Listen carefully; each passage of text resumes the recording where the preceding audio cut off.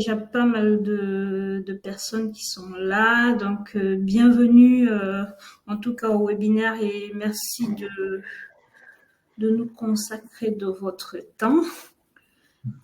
Bienvenue à tout le monde.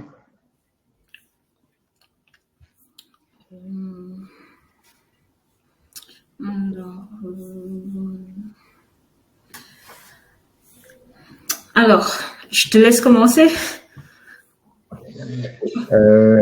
Tu peux envoyer la présentation, s'il te plaît? Ouais, bien sûr. Ouais, comme ça.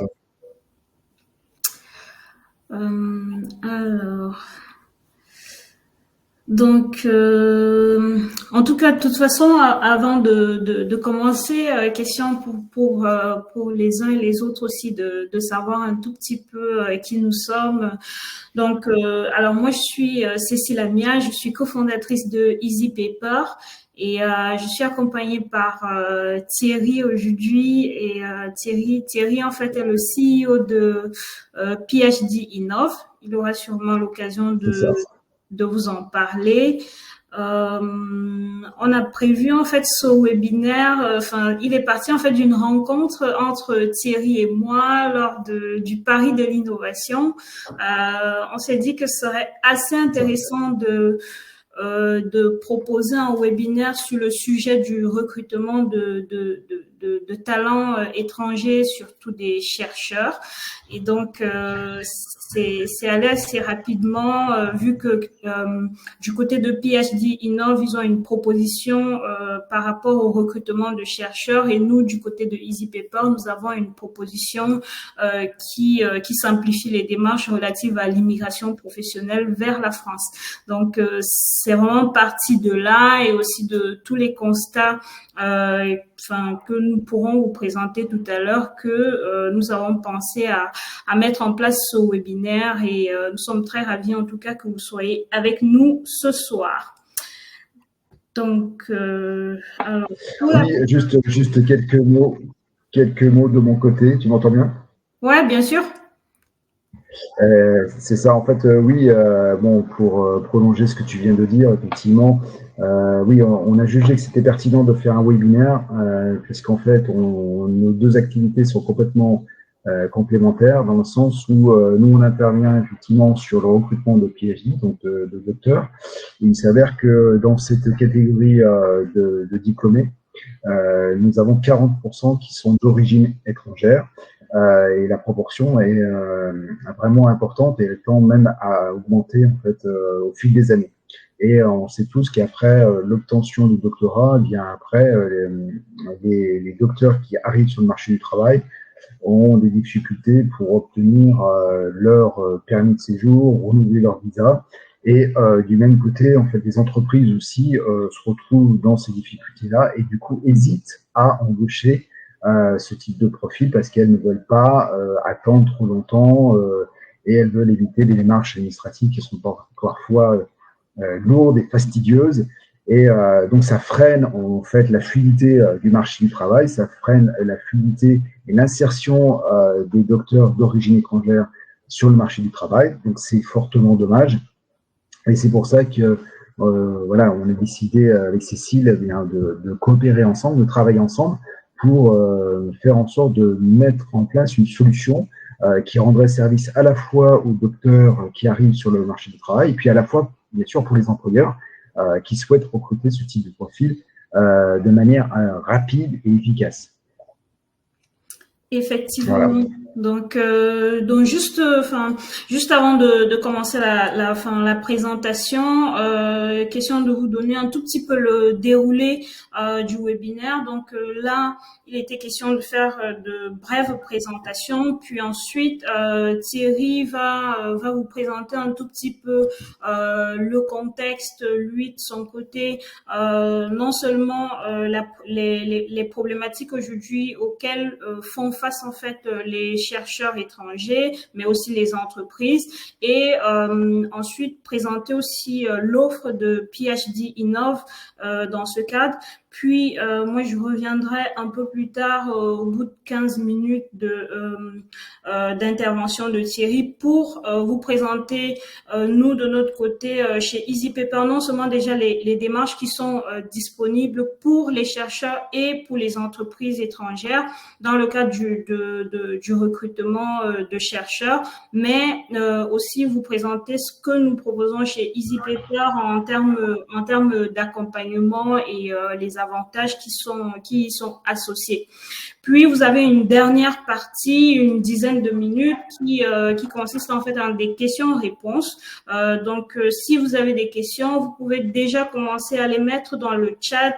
Vous avez juste une petite icône question avec un point d'interrogation où vous pouvez poser vos questions. Sinon, pour ceux qui n'arrivent pas à retrouver la petite icône, vous pouvez directement les poser dans le chat. Ça ne nous pose pas de problème, on pourra y répondre. Donc, vous avez la possibilité de rédiger vos questions ou de prendre la parole à la fin pour cette dizaine de minutes prévues pour les questions-réponses. Voilà. Donc, ceci dit, je te laisse la parole et la main, Thierry. Oui, tout à fait. Alors on va commencer par une photographie du nombre des étudiants étrangers en France. Donc quelques chiffres et puis quelques rappels. C'est vrai que les étudiants d'origine étrangère ont fortement progressé depuis les 20 dernières années, dû à une attractivité en fait du système universitaire et des grandes écoles en France. Donc on peut constater que 70%, on a une progression de plus de 70% des étudiants étrangers en 20 ans. Voilà, donc c'est vrai que la France joue son rôle d'attractivité, alors même si on voudrait encore attirer encore plus d'étudiants d'origine étrangère. Bon, c'est aujourd'hui la destination de plus de 365 000 étudiants, quand même. Donc ça représente aujourd'hui 4% des 6,1 millions d'étudiants internationaux. Donc c'est quand même assez conséquent. Bon, après on verra, on n'aura pas forcément le temps d'aborder ce point, mais c'est vrai qu'après, les étudiants d'origine étrangère vont surtout dans les établissements qui sont situés dans la région parisienne, parce qu'en fait, effectivement, l'offre doctorale ou l'offre universitaire est extrêmement fournie, extrêmement large sur cette région-là. Et dans le même temps, en fait, on voit que les services de coopération et d'action culturelle font un maximum d'efforts, soit au sein des universités, soit dans des établissements qui sont à côté, proches des universités, pour accélérer normalement la procédure d'enregistrement des étudiants dans leur sein, en fait. Et donc, il y a, alors, avec la digitalisation, il y a eu de gros progrès accomplis, même si on le verra plus tard, il y a encore pas mal de progrès à faire. Cécile, tu nous en parleras par la suite. Ok.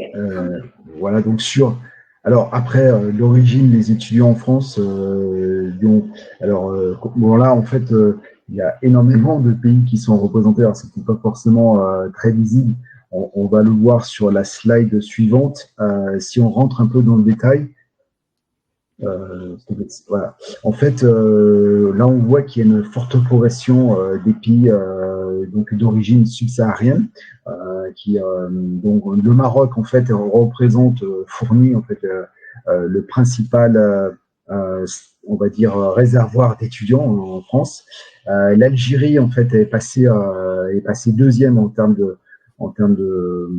d'étudiants également, et donc a dépassé la Chine qui est passée troisième. Et il y a quelques pays qui ont dégringolé en fait dans le palmarès, notamment on peut citer la Tunisie qui est passée, qui en fait avant était deuxième, mais en fait a baissé un petit peu ces dernières années. Et puis l'Italie également qui fournit également de nombreux étudiants. Après en fait on a une très très forte progression des étudiants d'origine sénégalaise. On voit que là il y a plus 70%, la Côte d'Ivoire plus 65%, on voit également le Cameroun, le Togo. En fait il y a vraiment une forte représentativité des étudiants d'origine subsaharienne en fait dans le panel des étudiants aujourd'hui d'origine internationale. alors que dans le même temps, en fait, eh bien, les étudiants d'Europe du Nord ont fortement baissé et qu'en Europe, c'est plutôt les étudiants d'Italie, d'Espagne, du Portugal qui viennent plus communément en fait étudier sur les bancs des universités françaises. Donc, ça continue à progresser.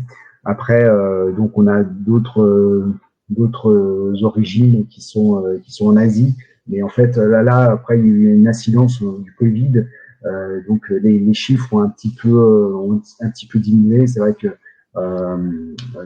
la tendance était assez développée du côté du Japon, de la Chine, avec une évolution assez constante. Mais maintenant, il y a eu des politiques qui ont été lancées en Chine pour essayer de rapatrier en fait les meilleurs étudiants dans leur pays pour que en fait la perte de savoir-faire ou de connaissances soit moins importante qu'elle ne pouvait l'être. Et le Japon aussi, en fait, ont été freinés par le Covid, ou en fait les derniers effets justement de la pandémie, et ça a ralenti un petit peu l'arrivée d'étudiants asiatiques. Bon, globalement, en fait, il y a quand même une forte progression des étudiants, puisqu'on voit que sur 5 ans, ça fait une progression de 18%. Donc, c'est plutôt bien, puisqu'en fait, dans une logique de compétitivité internationale, on souhaite vraiment attirer les meilleurs étudiants internationaux mondiaux dans nos écoles. Eh bien, on voit que ça paye et l'effet d'attractivité est toujours là, même il est encore de plus en plus là. Après, effectivement, là où ça pêche, c'est une fois que les étudiants ont terminé leur parcours, c'est l'insertion professionnelle qui est plus délicate et plus difficile. Et ça, on le dira avec Cécile plus tard, tant sur le plan de l'obtention des parcours de visa ou des parcours de titre de séjour, tant et également sur la démarche de recherche d'emploi.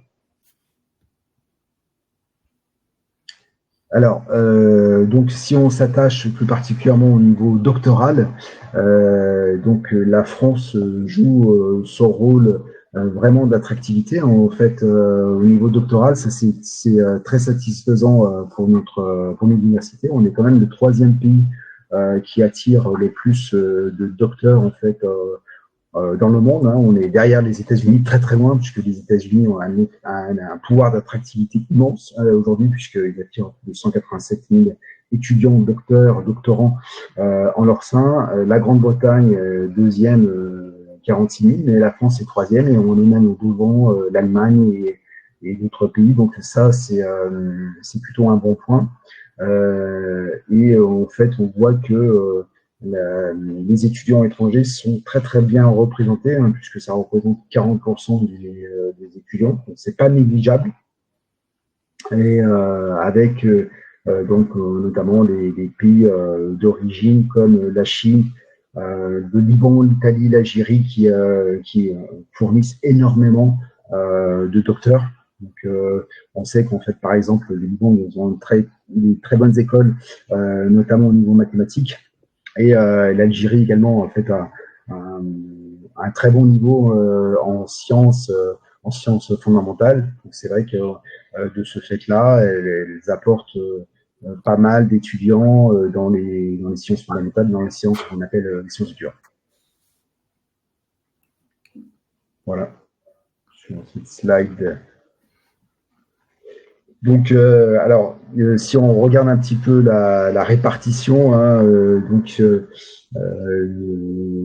là, j'ai réparti un peu les étudiants. Donc, un tiers des étudiants aujourd'hui étrangers sont inscrits en sciences, mais un tiers dans les sciences humaines et sociales. Donc, voilà, en fait, on regarde, il y a un juste équilibre. Après, donc, les autres se répartissent dans d'autres matières, comme le droit, comme la santé, comme l'économie. Mais on va dire que principalement donc, en fait, 2 tiers des étudiants sont dans les sciences dures et dans les sciences humaines et sociales. Donc ça, c'est plutôt assez favorable. Alors c'est vrai que les sciences dures attire énormément. Et puis, en fait, les entreprises cherchent énormément aujourd'hui de scientifiques, de mathématiciens, de personnes qui sont assez fortes, donc justement dans un certain nombre de domaines pour tout ce qui est l'industrie du logiciel, l'industrie du calcul, l'industrie en fait également la mécanique ou du génie électrique, du génie mécanique, tout ça. Donc en fait est fortement pourvoyeur d'emploi et ça permet également de trouver de nombreux débouchés pour ce type d'étudiants qui disposent de ce diplôme. Après, donc, les étudiants étrangers, on voit que sont inscrits. La proportion des étudiants étrangers qui font un doctorat, elle est très forte, hein, comme je disais, donc c'est 40%. Elle est moindre lorsqu'ils sont en licence, hein, puisque en fait, par rapport à l'ensemble des autres étudiants et également en master. Mais malheureusement, on voit qu'il y a quand même une tendance qui n'est pas très bonne, dans le sens où il y a de moins en moins quand même d'étudiants, et ça c'est une tendance générale, qui vont vers ces parcours longs, vers le doctorat. Donc c'est quand même une tendance de fond. On voit que c'est moins de 12% en 5 ans, donc ça c'est pas forcément très bon. Alors après, il y a des mesures qui ont été prises et qui ont été annoncées récemment par Sylvie Retailleau, donc ministre de l'Enseignement supérieur et de la Recherche, il y a une dizaine de jours, donc pour un plan national pour le doctorat. Donc ça va plutôt dans le bon sens pour essayer de redresser la barre et de faire en sorte que le doctorat soit beaucoup plus attractif auprès des étudiants, donc que ce soit des écoles d'ingénieurs ou qui sortent de Master 2. En effet, en fait, le doctorat, c'est vraiment la voie royale pour aller vers la recherche et trouver en fait des inventions, des brevets qui permettront à l'industrie, notamment française ou même internationale, de jouer un rôle de premier plan par la suite. Donc, il est vraiment urgent et extrêmement stratégique pour la France de remettre en fait le doctorat au premier plan. Et puis, c'est vrai que la France compte aujourd'hui quand même 305 000 chercheurs, donc c'est donc aussi bien qui travaillent dans les établissements publics que les établissements privés. Donc c'est la deuxième place de l'Union européenne. C'est pas négligeable et en termes de production de publications, c'est la 8e place aujourd'hui sur le plan international.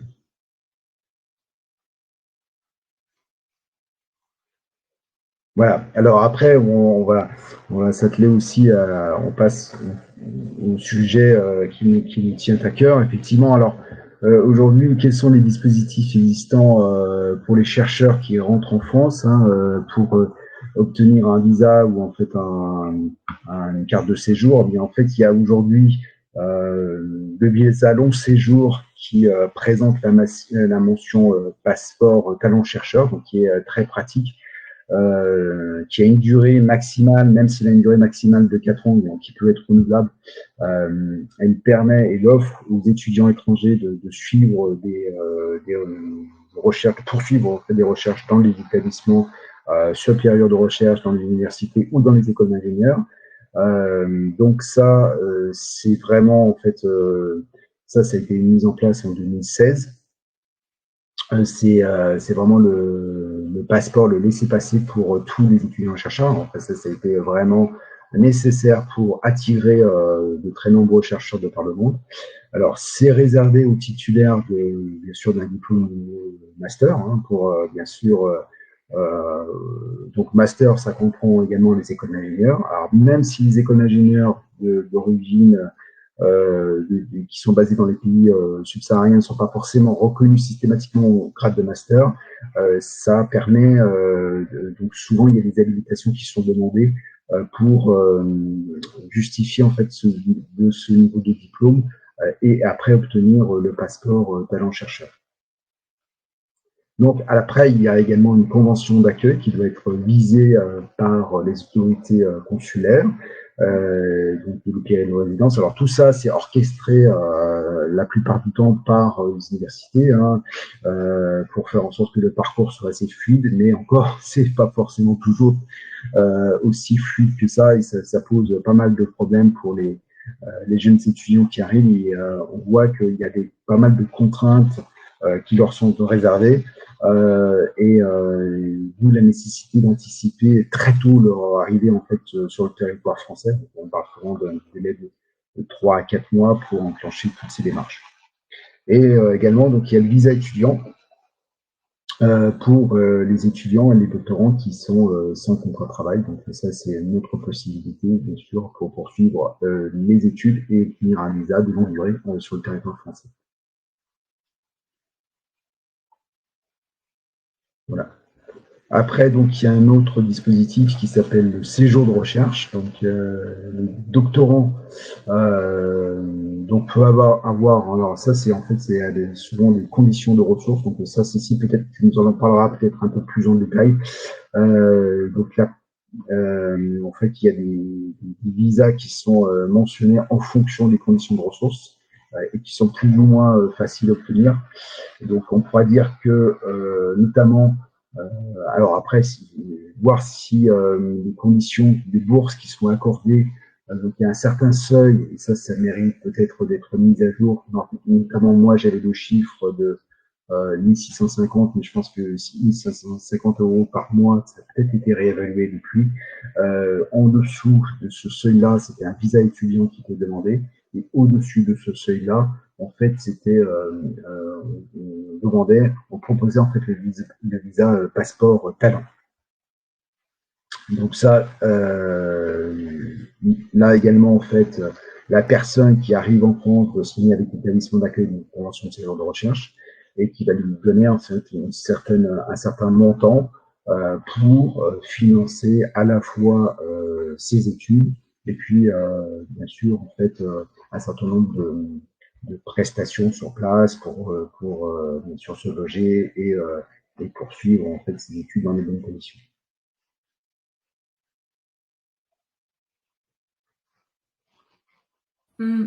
Alors, voilà. Après, je laisse la main à Cécile sur la partie suivante. Ouais, ok. Donc merci en tout cas, merci Thierry pour ton intervention. Donc l'intervention en fait de Thierry, enfin comme vous l'avez suivi, c'est vraiment de faire un état des lieux sur les chercheurs en France. Donc là vous avez eu aussi un aperçu sur les chiffres, que ce soit en termes d'étudiants que de chercheurs, de doctorants. Donc comme je l'ai vu dans le chat, vous aurez accès à la présentation si vous le souhaitez par mail, donc pas de souci pour ça. Alors moi, mon intervention en fait, elle sera beaucoup plus axée sur la partie administrative parce que nous, c'est notre sujet chez EasyPaper et donc alors, moi, je vais aborder la question sous deux angles. Donc, premièrement, sous l'angle en fait de l'accueil de scientifiques étrangers dans les établissements de recherche. Et le deuxième angle, en fait, il sera sous l'angle des entreprises, des autres entreprises, en fait, dans les entreprises qui sont pas forcément des établissements de recherche. Alors, pour revenir donc au titre, c'est un dispositif, de séjour de recherche. Thierry en a parlé un tout petit peu, donc pour entrer un peu plus dans le détail, c'est un dispositif en fait qui a été mis en place par le gouvernement pour faciliter pour rendre en tout cas la France attractive face aux chercheurs étrangers qui souhaitaient venir en France et qui souhaitaient venir contribuer à la recherche en France, mais aussi par le fait des accords bilatéraux entre la France et certains pays amis. Donc c'est un dispositif qui facilite la venue de certains chercheurs de ces pays, des pays qui font en fait partie de ces différents accords et qui vont venir en fait dans un établissement soit français, soit un établissement français et éventuellement un établissement ou des établissements dans l'Union européenne. Euh, les principales caractéristiques de ce dispositif, c'est que c'est un dispositif qui est destiné à des doctorants, donc des chercheurs qui auront plutôt un statut de non salarié. Pourquoi? Parce que enfin, ils n'ont pas forcément une rémunération de type salarié où on va partir en fait sur une base, par exemple, de SMIC pour déterminer le contrat de travail, mais plutôt ils sont sélectionnés très souvent soit par le gouvernement d'origine ou et par les établissements les établissements d'accueil, et ils vont plutôt recevoir une sorte de gratification non seulement du gouvernement d'origine mais aussi potentiellement par l'établissement d'accueil. Donc ce dispositif-là, il est vraiment destiné à ces chercheurs-là, donc avec pour principale caractéristique d'être boursier. Puis ensuite, en fait, en termes d'établissements éligibles, bah, c'est des établissements en fait qui ont une mission principale de recherche en France. Donc, on peut aisément conférer la liste en fait dans le décret 2021 qui fixe en fait la liste des établissements ayant pour mission la recherche. Puis ensuite, on a le fait que ce sont en fait des établissements qui peuvent être dans le cadre de l'Union, comme je le disais tout à l'heure, parce qu'il y a la dimension mobilité. Le chercheur peut arriver en France en tant que chercheur tout simplement, mais il peut aussi faire partie d'un programme de mobilité qui peut être multilatéral, c'est-à-dire qui intègre en fait plusieurs États de l'Union. Et là, dans ce cadre, en fait, le chercheur aura plutôt un statut, voilà, par exemple, de passeport talent, chercheur mobilité. Alors, les titres qui sont possibles pour ce dispositif, d'abord en premier, on a le passeport talent. Donc, Thierry en a parlé un tout petit peu tout à l'heure. L'une des principales caractéristiques dans le cadre de ce dispositif, je précise bien parce que ce qu'il faut savoir, c'est qu'il y a plusieurs passeports talents. On le verra un peu plus loin dans la présentation, mais ici, ce cadre, le passeport talent, en fait, il a une sorte il est plus axé en fait ici sur la rémunération qui sera supérieure en fait à 2044 euros. Alors ça, c'est le niveau de rémunération pour 2023. Donc il y a un décret aussi qui fixe en fait les niveaux de rémunération pour les personnes qui sont en contrat doctoral entre autres. Et donc là, le niveau de rémunération actuellement pour 2023, c'est 2044 euros. Je pense qu'en 2024, on sera plutôt sur du 2100 si je ne dis pas n'importe quoi. Donc, à partir du moment où le chercheur qui arrive en fait à un niveau de rémunération, c'est-à-dire par exemple si on cumule la bourse reçue de son gouvernement et celle qui sera en fait proposée par l'établissement ou pas, et que cette rémunération en fait est supérieure ou égale à 2044 euros, on peut demander un passeport talent pour le chercheur.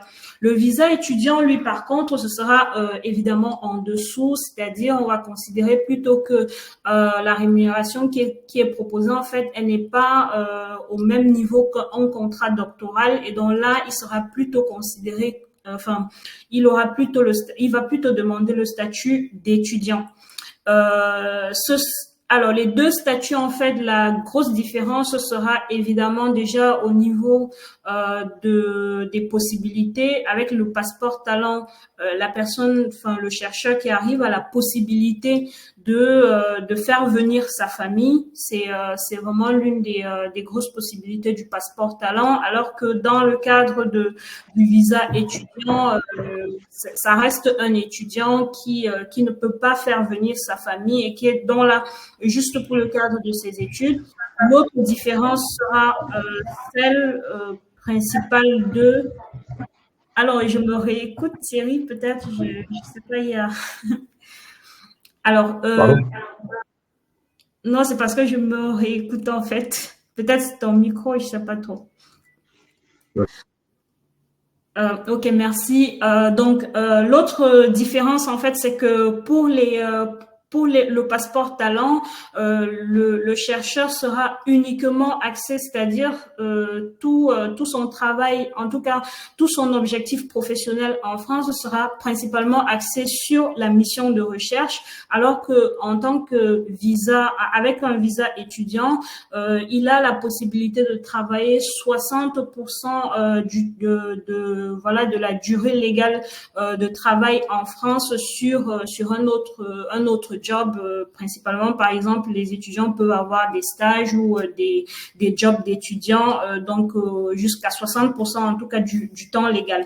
Puis l'autre titre qu'il est possible. Alors, c'est pas forcément attaché au dispositif de séjour de recherche, mais c'est un visa qui sera plutôt demandé en tant que visiteur et il sera demandé en fait en fonction de la durée de la mission de recherche. Donc, si la durée de la mission de recherche est inférieure à 3 mois, la personne ne pourra prétendre que à un visa de court séjour, lui donnant juste le droit d'être sur le territoire en toute légalité, mais ensuite la personne ne peut pas, par exemple, faire des demandes de titre de séjour, de changement de statut. En général, les personnes en fait avec un titre de visiteur ont l'obligation de quitter le territoire à la fin de leur, avant la fin en tout cas de leur séjour. Alors,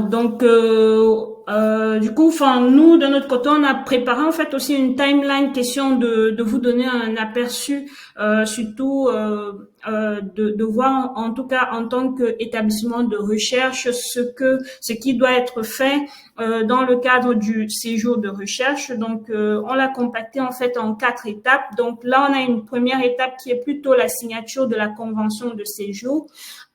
Il faut bien faire la différence entre les deux, c'est-à-dire entre la convention de séjour et la convention d'accueil, parce qu'il y a une convention d'accueil qui va être signée en tout cas avec l'établissement, et la convention de séjour qui elle va impliquer en fait toutes les parties prenantes, entre autres. Donc faut bien faire la différence. Donc au départ, on a d'abord une signature de convention d'accueil avant l'arrivée, qui doit être signé par le ou les établissements d'accueil. Je disais tout à l'heure qu'il y a la possibilité que le chercheur soit dans une mobilité multilatérale dans plusieurs pays. Donc, il faudrait que tous les établissements d'accueil signent cette convention. Et ensuite, sur la base de cette convention, en fait, on pourra,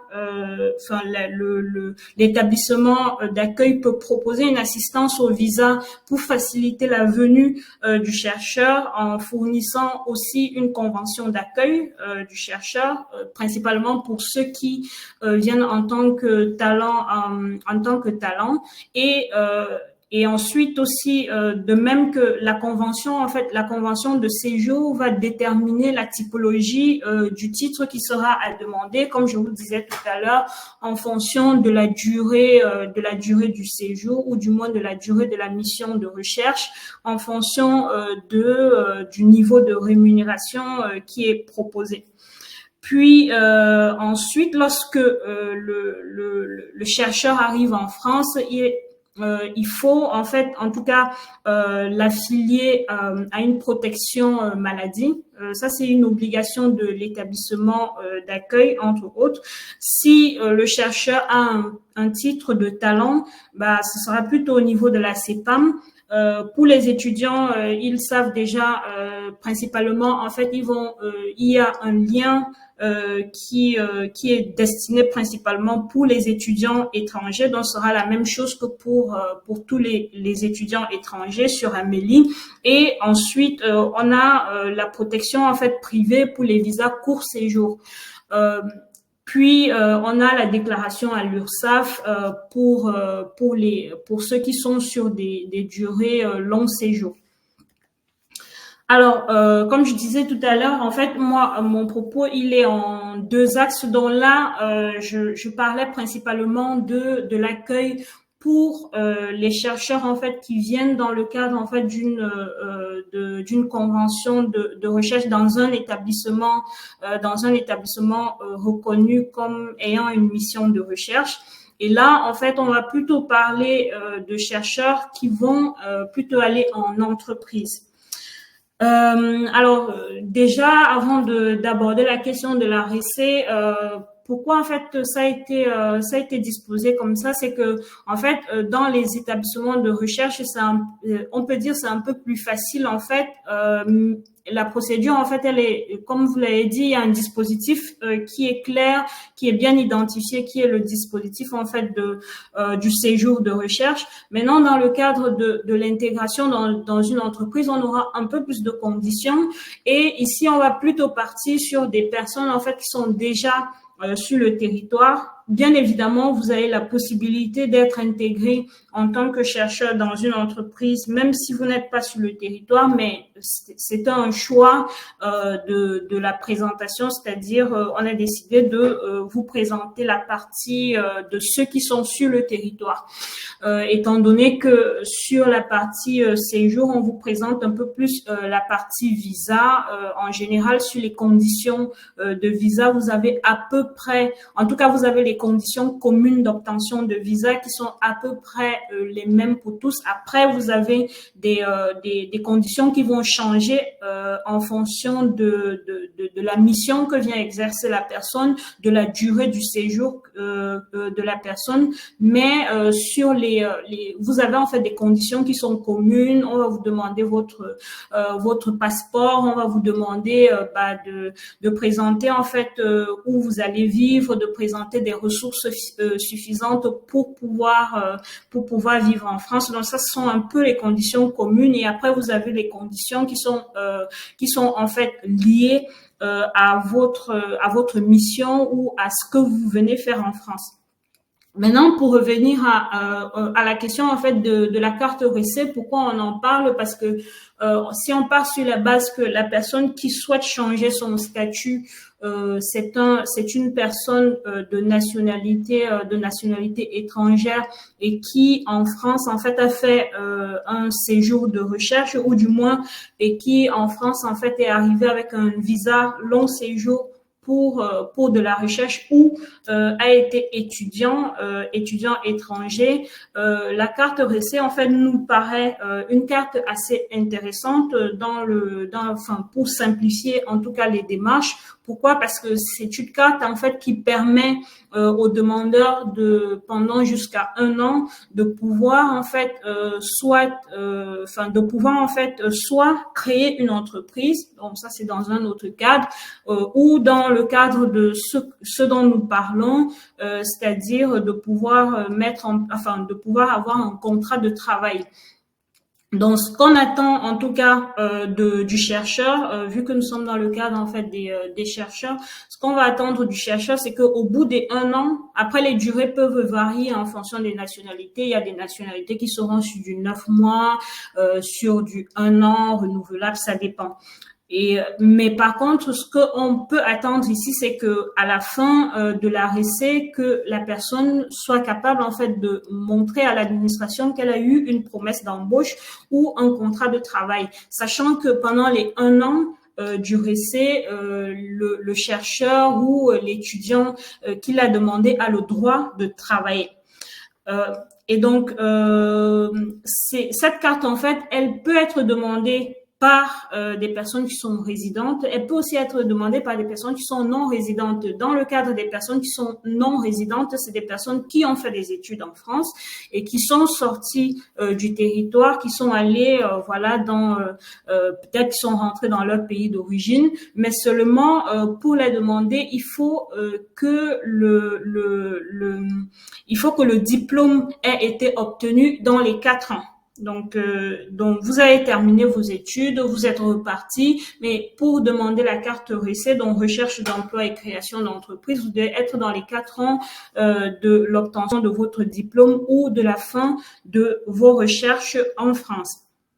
C'est une carte qui n'est pas éligible pour les Algériens parce que les Algériens ont un statut particulier. Il y a un accord franco-algérien qui régit les relations, en tout cas la mobilité entre les Algériens et les Français, qui est très particulier. Donc cette carte-là, elle n'est pas ouverte aux Algériens, ainsi que la carte passeport talent.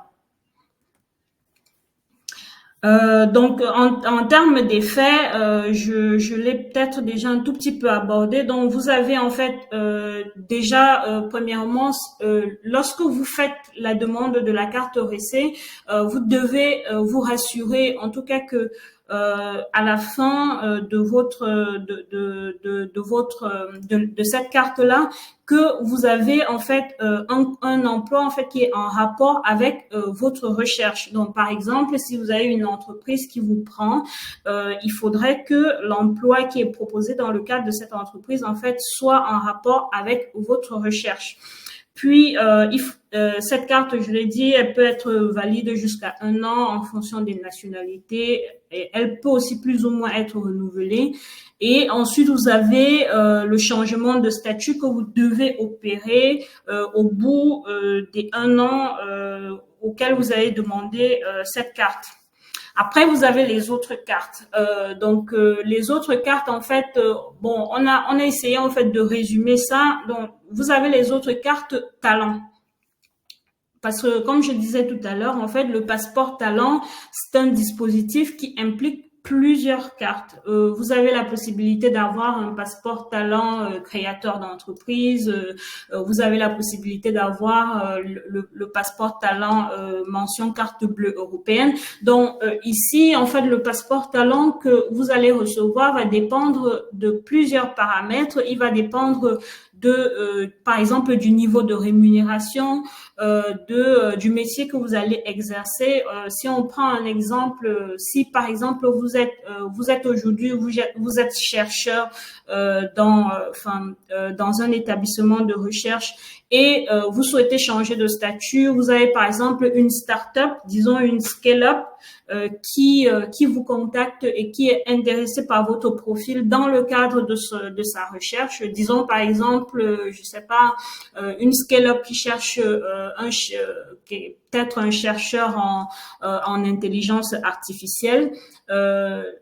Cette scale-up, si elle fait partie, par exemple, de la French Tech, de France Digital, et qu'elle bénéficie du statut d'entreprise innovante en France, elle peut vous recruter en tant qu'entreprise innovante et vous allez bénéficier du passeport talent en tant que comme étant salarié dans une entreprise innovante. Donc ça, c'est un exemple, par exemple, de passeport talent qui est différent du passeport talent, par exemple, chercheur. Entre autres. Donc, vous avez plusieurs passeports talents auxquels vous pouvez prétendre du moment où vous respectez, en tout cas, ou du moins vous rentrez dans les clous de la demande de ce passeport talent-là. Mais ce qui est à retenir ici, c'est qu'il y a plusieurs passeports talents et que ces passeports talents, en fait, vont dépendre de votre statut, du niveau de rémunération, de l'entreprise qui vous recrute aussi, entre autres. Et ensuite, vous avez aussi la possibilité de demander la carte salarié temporaire. Donc, du coup, la carte salarié temporaire, ce sera si, par exemple, vous avez la situation de l'emploi qui s'applique à vous, la situation de l'emploi, c'est-à-dire vous n'êtes pas le métier qui vous est proposé, en fait, soit il n'est pas en tension, soit le métier qui vous est proposé, en fait, ne fait pas partie, en fait, de votre domaine de recherche, entre autres. Et donc là, la situation de l'emploi, en fait, va s'appliquer à vous et vous ne pourrez pas demander la carte passeport talent. Et là, dans ce cadre, si l'entreprise tient énormément à vous, vous pouvez en fait lancer une démarche de salarié temporaire à la suite, par exemple, à la suite de la publication de l'offre auprès de Pôle emploi. Et si jamais l'entreprise ne retrouve pas de personnes de personnes en fait qui postulent à cette offre-là, vous pouvez en fait faire appel à ce titre-là. Après, il y a plusieurs situations. Donc là, j'essaie de donner vraiment des situations plus ou moins générales qu'on peut retrouver.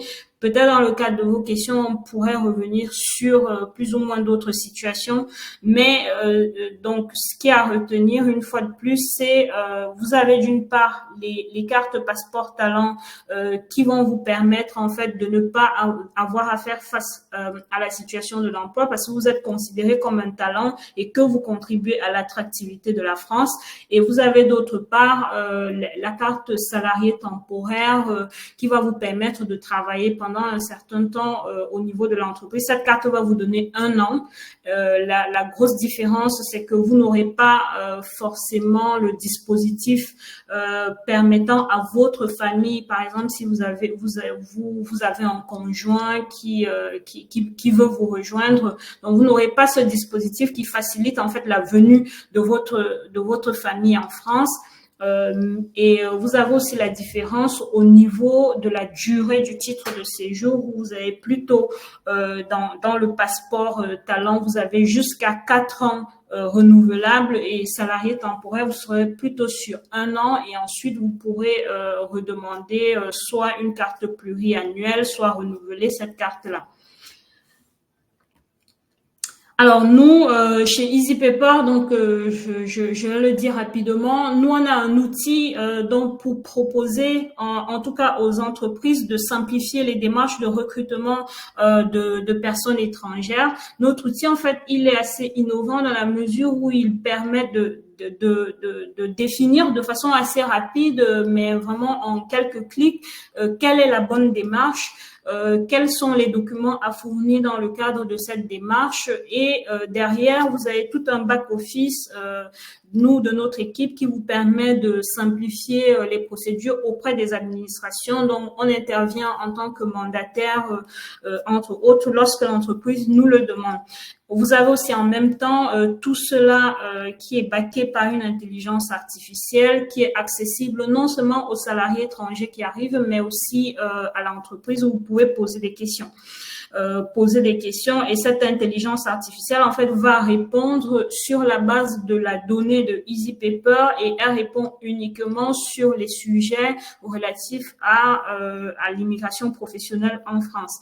De même que vous avez accès à nos différents partenaires, donc ça peut être par exemple PhD Innov ou des partenaires pour l'accès au logement, pour la création de comptes bancaires entre autres. Donc voilà, au niveau des avantages, vous avez un certain gain de temps au niveau des entreprises avec une très grande réduction des risques de non-conformité parce que c'est le risque que courent les entreprises au niveau du recrutement de salariés étrangers et pour les travailleurs étrangers, c'est plutôt pas mal de sérénité lorsqu'on sait qu'aujourd'hui, il y a quand même une certaine difficulté pour les étrangers à s'intégrer administrativement. Voilà, merci en tout cas pour votre écoute. Je suis très ouverte aux questions. J'espère vous avoir apporté un petit plus. Alors. Est-ce que les personnes peuvent poser leurs questions directement ou ça passe directement par le chat? Elles peuvent poser aussi des questions directement, mais sinon on peut aussi les lire sur le chat. Ouais, je vois qu'il y a pas mal de questions là, notamment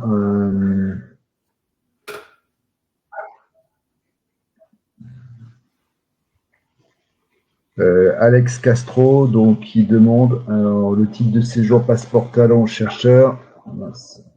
Alors, j'essaye de remonter. Ouais. Donc, Alex Castro, le titre de séjour passeport talent chercheur, activité salariée permet de travailler dans le secteur industriel lorsque le changement de statut est fait. Donc,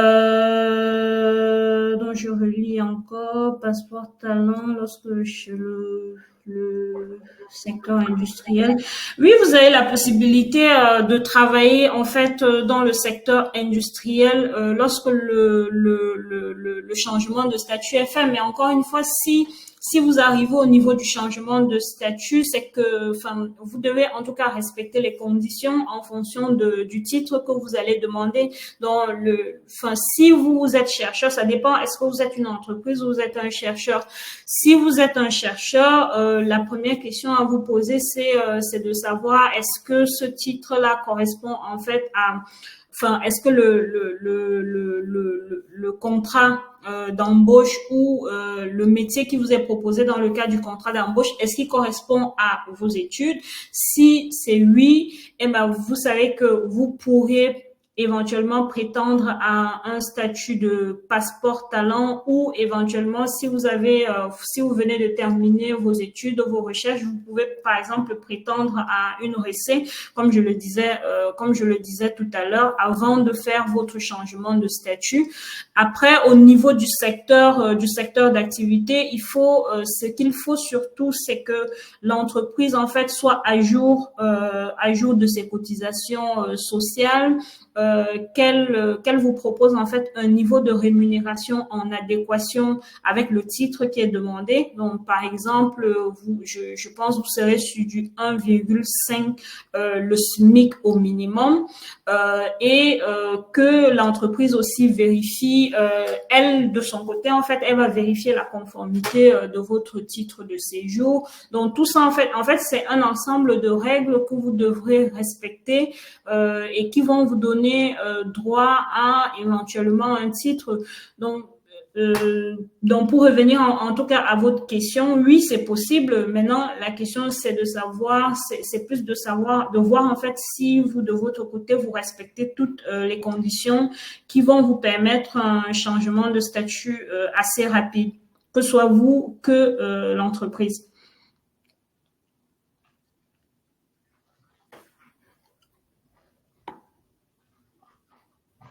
Il y a Latam Komla Atoli qui dit dans quelle mesure peut-on faire venir nos parents en France, durée du séjour max possible?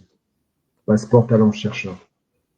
J'ai pas, enfin, c'est la personne a posé la question. J'essaye de descendre en fait au fur et à mesure. Donc j'ai vu là, ok, ça c'est cool.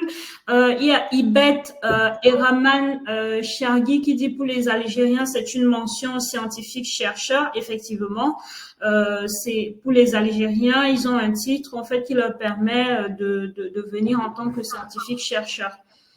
Est-ce que vous allez aborder le cas des étudiants algériens qui n'ont pas le droit au passeport talent? Donc ça, je l'ai un tout petit peu abordé. Je disais que les Algériens, en fait, il y a un accord bilatéral qui lie la France avec l'Algérie, qui fait qu'ils ne font pas forcément partie du code d'entrée au séjour général qui s'applique à toutes les autres nationalités. Donc, ils ont un statut, enfin, ils ont en tout cas une réglementation qui est très particulière. Et donc, ce qui fait qu'ils n'ont pas accès au passeport talent, ils n'ont pas non plus accès au titre de séjour recherche d'emploi, création d'entreprise.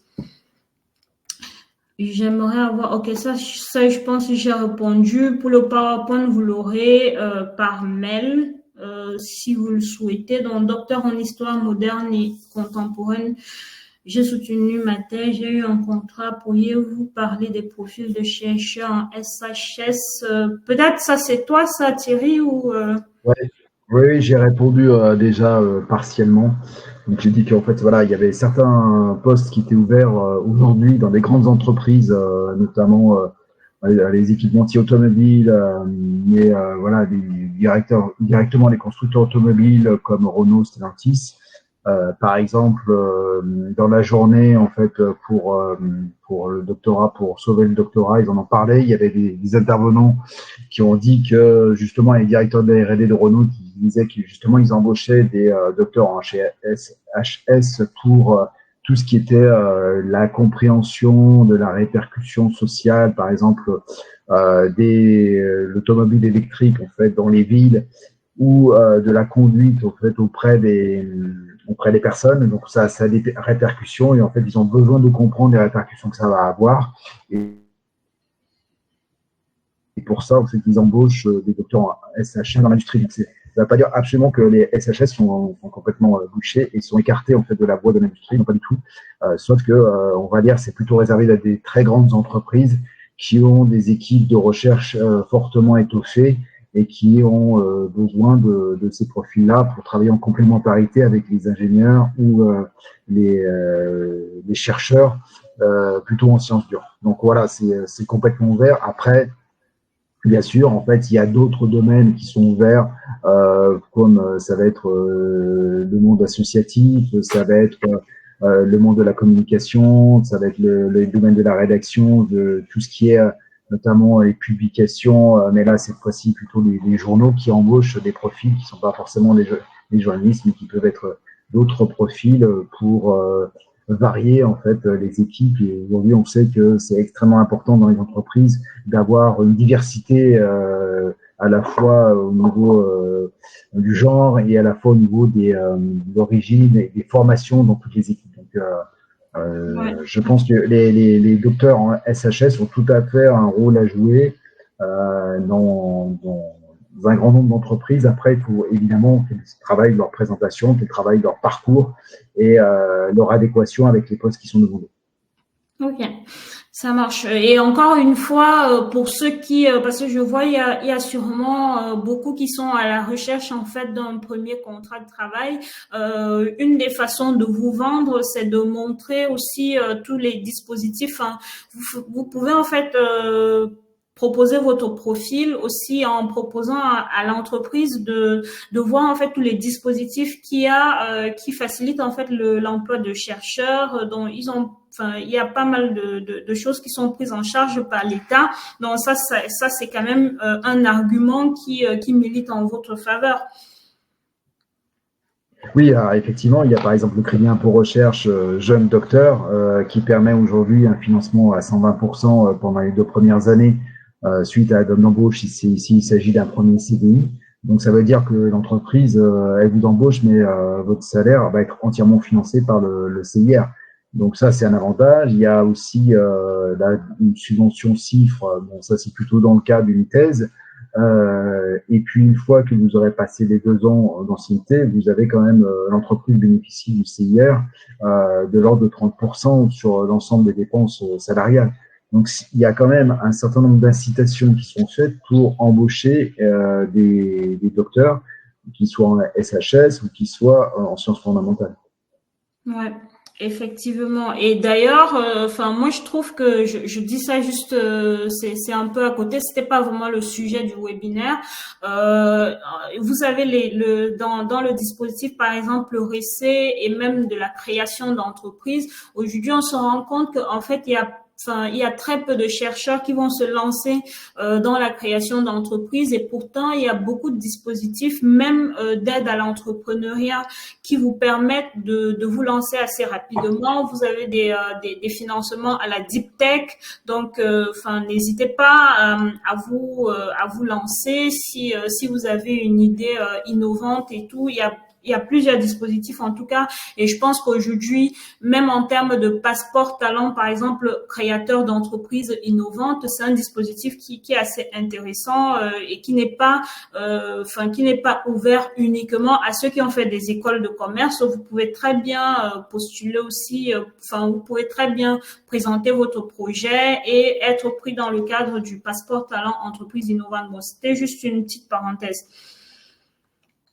Alors donc Sarah Joao. Alors je sais pas de quelle carte vous parlez. Vous dites il me semble que les ressortissants algériens n'ont pas le droit à cette carte. Bon, si c'est la RECE, oui c'est vrai ils n'ont pas droit à la carte RECE. Si c'est le passeport talent, c'est vrai ils n'ont pas droit à cette carte là. Donc ah ouais, y a-t-il d'autres solutions pour les ressortissants algériens? Je pense qu'il y a une personne en fait qui en a parlé juste au-dessus. C'est Ibet en fait qui a parlé en fait du dispositif de scientifiques chercheurs dont Oui, voilà. c'est moi. Ouais, c'est moi qui ai dit le visa scientifique chercheur, normalement, il est réservé aux ressortissants algériens. Ouais. C'est ça. Donc, si vous êtes de nationalité algérienne, essayez de voir en fait au niveau du dispositif scientifique chercheur, si vous souhaitez en tout cas, voilà, être en France en tant que chercheur et que vous avez la nationalité algérienne. Donc, ok. Alors oui, mais il y a d'autres voies indiquées ci-dessus. Pareil, ah ouais, ça c'est toi. Donc, salut, pour faire un postdoc dans le même laboratoire où j'effectue ma thèse, faut-il que l'offre soit republiée sur Pôle emploi d'abord? Passeport talent chercheur. Non, pas forcément. L'offre, en fait, ce qu'il faut comprendre, en fait, c'est que les offres qui sont republiées dans Pôle emploi, ce sont des offres qui font face à ce qu'on appelle en fait enfin, c'est-à-dire c'est non seulement il faudrait que l'offre ne fasse pas partie des métiers en tension, mais que la situation de l'emploi vous soit opposable. À partir du moment où vous êtes considéré comme un chercheur, normalement, enfin en principe, la situation de l'emploi ne vous est pas opposable. Si vous continuez dans le cadre de la recherche, vous n'avez pas la situation de l'emploi qui vous est opposable parce qu'aujourd'hui, la France a besoin de chercheurs et enfin vous n'êtes pas du tout en concurrence avec des personnes qui sont sur le territoire ou avec des Français. Donc votre organisme de recherche en fait n'a pas forcément. Cécile, Oui. je me demande quand même si c'est pas nécessaire parce que j'ai discuté avec Pôle emploi récemment dans mes activités de recrutement et je crois que c'est quand même nécessaire pour que le labo ait droit à des aides ou, pour l'embauche de postdoc. Donc, à vérifier quand même sur ce Oui, point-là, cette question est hyper précise. Je pense qu'il faudrait peut-être mieux. Mais bon, ça c'est normalement, ça c'est pas votre rôle, hein, c'est le laboratoire qui doit prendre toutes les dispositions par rapport à ça, mais c'est pas normalement le rôle de la personne qui est embauchée. mais en fait, là, enfin, la question, en fait, évidemment que l'organisme de recherche, en fait, peut essayer d'avoir des dispositifs d'aide. Là, c'est dans un autre cadre. Mais dans le cadre, en fait, comment on dit ça, des statuts, en tout cas en droit des étrangers, si la personne souhaite en fait continuer à bénéficier de son statut de passeport talent chercheur, la situation de l'emploi ne lui est pas opposable. C'est pas, enfin, ça c'est clair, c'est hyper légal en fait. C'est pas du tout un détour. Donc maintenant, si l'organisme ou l'entreprise souhaite obtenir des aides de Pôle emploi, ça c'est autre chose. C'est vraiment c'est pas vraiment exactement la même question. Dans quelle mesure on peut faire venir nos parents en France? Séjour max, faire venir vos parents. Alors après, ça dépend. Là, vous parlez de quels parents? Vous avez en fait deux possibilités de ce que je sais pour faire venir en fait vos parents. C'est soit vous avez un. Alors quand vous dites parents, moi je prends dans le sens large, hein, c'est-à-dire ça peut être par exemple vos enfin des personnes, vos ascendants, vos descendants. Soit vous avez un passeport talent qui vous permet en fait de faire venir votre famille. Et là, dans ce cadre, en fait, vous serez ils vont pouvoir bénéficier en fait d'un titre en fait qui sera attaché à votre titre. Soit vous n'avez pas le passeport talent et là dans ce cadre en fait vous pouvez faire venir vos parents ou vos proches par le biais du visa en tant que visiteur.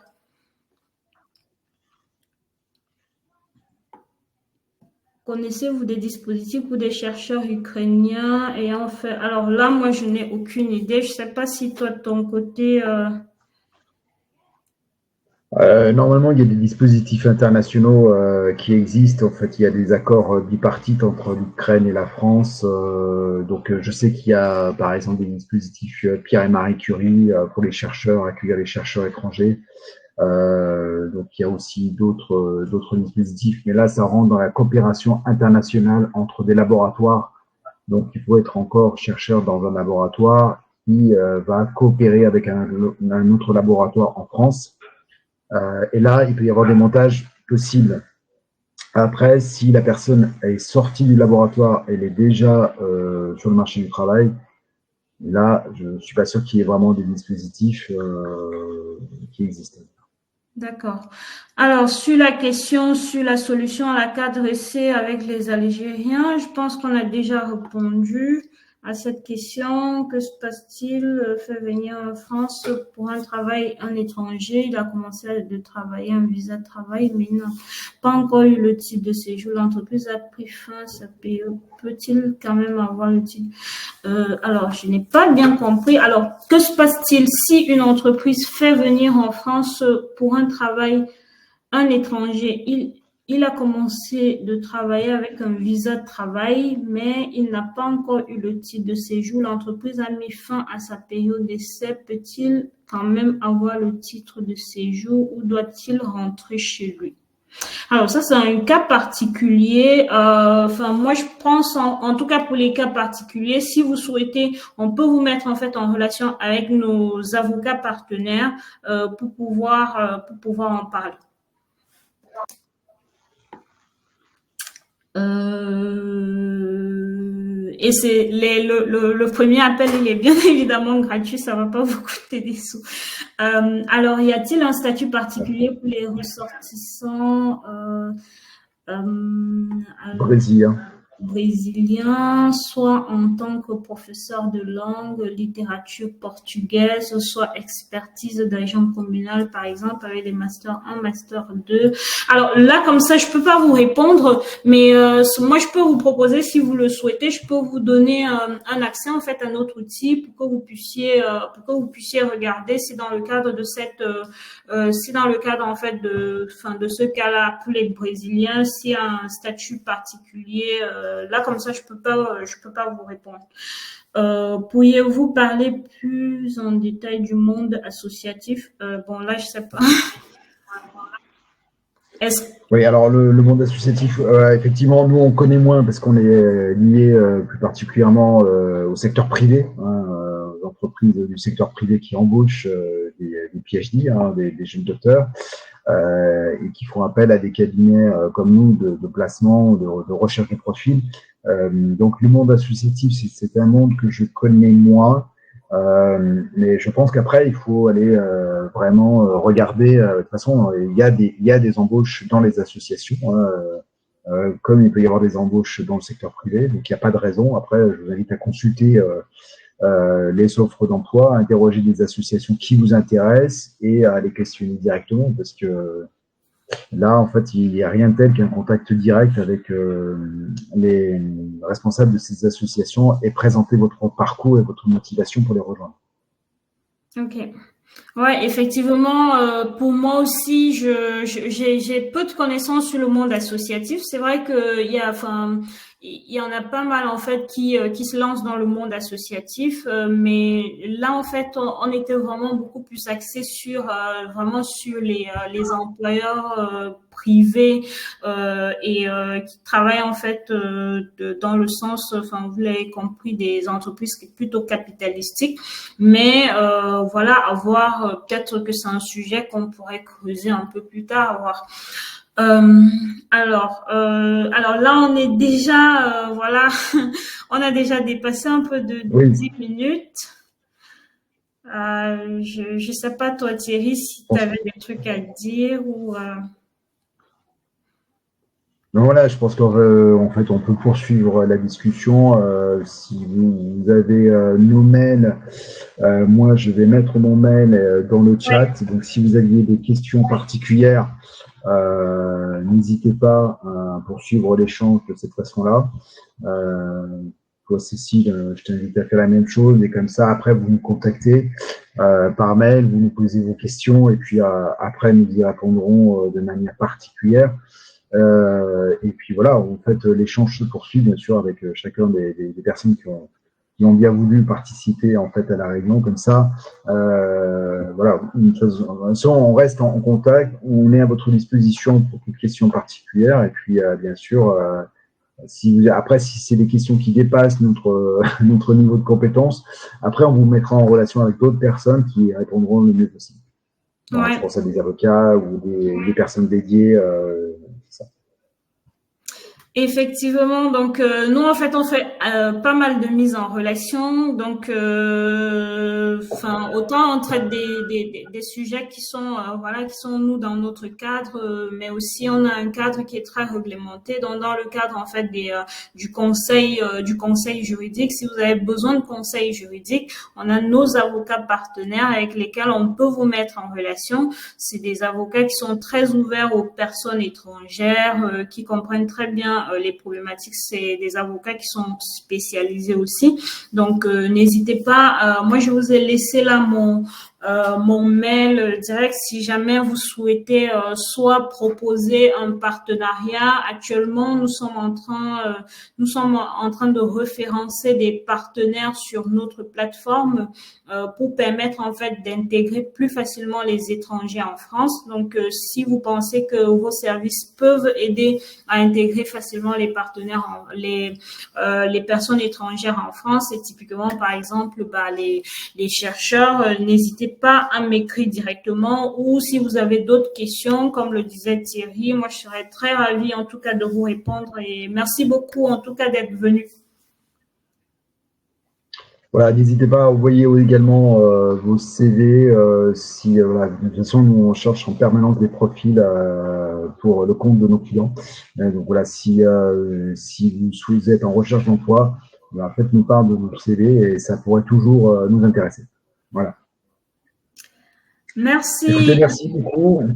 Et puis, bonne continuation à tout le monde. Et voilà, nous restons en contact quoi qu'il en soit et à votre disposition si besoin. Au revoir. Très bonne soirée. Au revoir.